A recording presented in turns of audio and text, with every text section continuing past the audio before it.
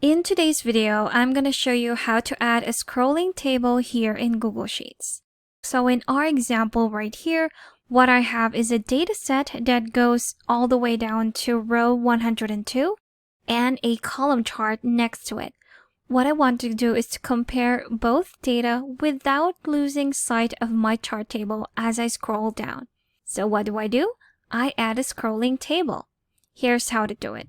So what you want to do is to select your data set first by pressing Ctrl A on the keyboard. And now you've selected all of your data. Then go to Insert and select Chart. So here in the chart editor, it has pre-selected or it has suggested a column chart for our data set. But that's not what we're going to be using today. So we're going to select a different type of chart. Let's go to Chart Type right here. Click on it and you'll see the different type of charts that you can choose from. Just scroll on over to the bottom and select Other.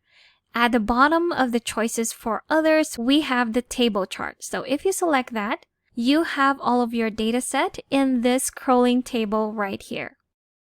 So now we can just reposition it, make it as big as our column chart that's next to it, and there you have it. So if we click on it and scroll down, we won't lose sight of our chart column right next to it.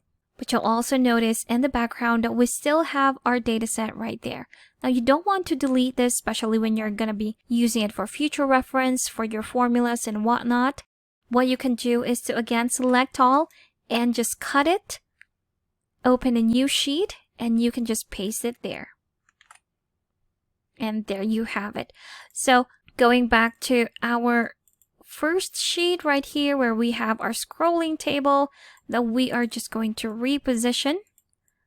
Click on that, drag it, reposition it, and there you have it. So now we have our scrolling table next to our chart column where we can easily just click on it, scroll down, and not lose sight of our chart right next to it.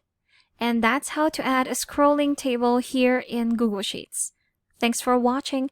If you found this video helpful, do leave a like and subscribe for more helpful videos. See you on the next one.